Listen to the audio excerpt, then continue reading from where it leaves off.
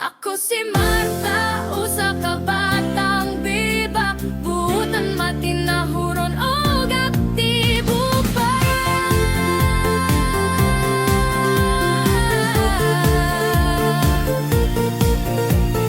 Nagpuyo sa komunidad nga naatanan ang istorya, kalipay kasakit kaguol pero puno sa pangandoy. Uban kanya uyang pamilya nga positibo sa kinabuhi. Kinabuhi bisan man og lisod, pero laban ra. Si Marta ang batang biba nga uno sa pangandoy ug paghigugma. Patayon nga nakigbisog bisag nagkalisod na. Mao ka na si Marta ang bibang biba. Sa pagpaningkamot makalampos gyud sa kalisod ang tanan. Walay tao nga mabuyaan kung ikaw maning kamot. Busa kuyog kitang tanan o ara sa pangandoy nga kita maka.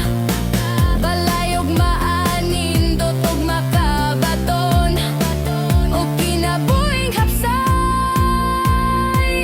Si Marta ang batang biba nga uno sa pangandoy ug paghigugma.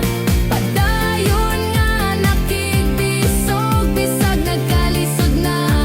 Mao ka na si Marta ang bibang biba.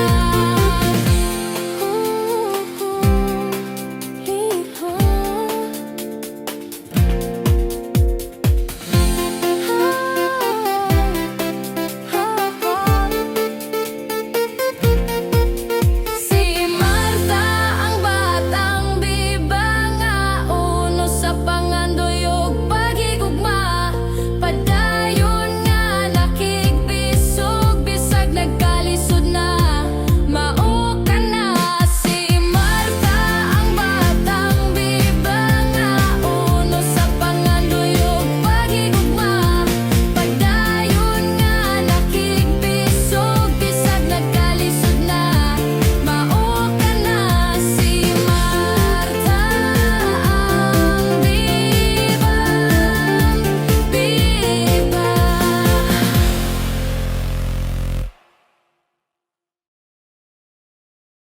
Ako si Marta, usa ka batang biba,